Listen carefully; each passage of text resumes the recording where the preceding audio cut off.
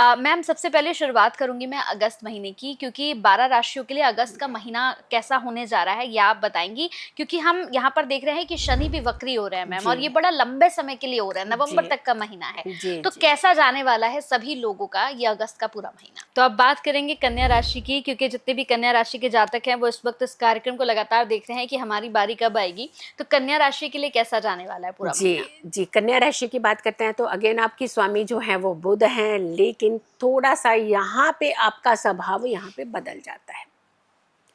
आप प्रैक्टिकल थोड़ा सा कम रहेंगे। अगस्त के महीने में तो आप प्रैक्टिकल नहीं रहे, इमोशनल ज़्यादा होकर के फैसले लेंगे आप। देखिए कई बार कुछ फैसले होते हैं वो हमें प्रैक्टिकली लेने पड़ते हैं, वहाँ इमोशन हमारे थोड़े से साइड रखने पड़ते हैं। तो आपने अगस्त के महीने में थोड़ा सा ये ध्यान तो रखना है। अगर शनि की बात कर रहे हैं तो शनि आपके सप्तम भाव को इंडिकेट कर रहे हैं। सप्तम भाव की जो प्लेसमेंट है वहाँ पर शनि जो है बैठेंगे और सीधा लग्न को देखेंगे, यानी चीज़ें डिले कराएंगे।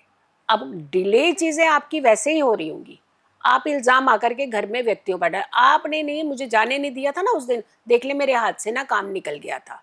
क्योंकि डिसीजन ऐसे करेंगे ना आप तो कहेंगे नहीं, मानेंगे नहीं कि मेरी वजह से गलती हुई है। आपने ऐसा कहा था मेरा काम छूट गया, आपने कहा था तो मैं जा नहीं पाई या जा नहीं पाया, यानी आप सामने वाले के ऊपर एक प्रश्न चिन्ह लगाना शुरू करेंगे अगस्त के महीने में। राहु की अगर हम बात कर रहे हैं तो आपकी राशि से छठे भाव में चलेंगे, वहाँ अच्छा है, कोई शत्रु आपको परेशान नहीं करेगा। आप खुद ही परेशान हो रहे हैं क्योंकि शनि लग्न को देख रहा है, वक्रीय होगा और आपको तंग करेगा ये। तो ना आपको दुश्मन सता रहे हैं, ना आपको कोई और परेशान कर रहा है, ना आपके हेल्थ इश्यूज आ रहे हैं, ना आपको कोई टांग खींच रहा है। तो फिर दिक्कत क्या है? फिर तो आपको खुद ही अपने काम करने हैं ना। क्योंकि आपको जब वक्रीय होकर के शनि देखेगा, आपकी राशि के लग्न भाव को देखेगा, यानी आपकी राशि का सप्तम भाव हो गया। तो यहाँ पे ये देखिएगा घर परिवार डिस्टर्ब करेगा, प्लस आप रेस्टलेस होंगे, आप परेशान होंगे, अननेसेसरली खुद की परेशानी दूसरों पे डालने लगेंगे। ये थोड़ा सा आपको ध्यान रखना है। और यहाँ पे एक चीज़ आपको ध्यान है, क्योंकि बुध की अगर हम बात करें तो आपकी राशि से दशम भाव के ये स्वामी है, आपकी राशि के भी स्वामी है, दशम भाव के भी स्वामी है। अब दशम भाव का स्वामी बड़ा इंपॉर्टेंट माना जाता है, हमारा काम का भाव होता है, काम के भाव को इग्नोर नहीं किया जाता। और यहाँ पर बुध आपको बड़ा अच्छा काम दिलाएंगे।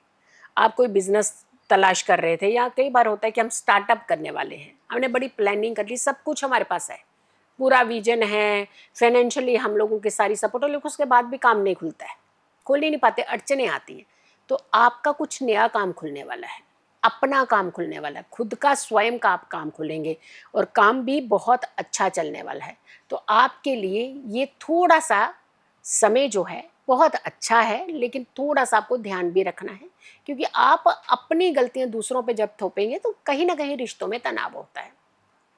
हेल्थ का थोड़ा सा ध्यान रखिएगा इस बार, क्योंकि शनि का कंसर्न जब हेल्थ से बनता है तो तकलीफ देता है।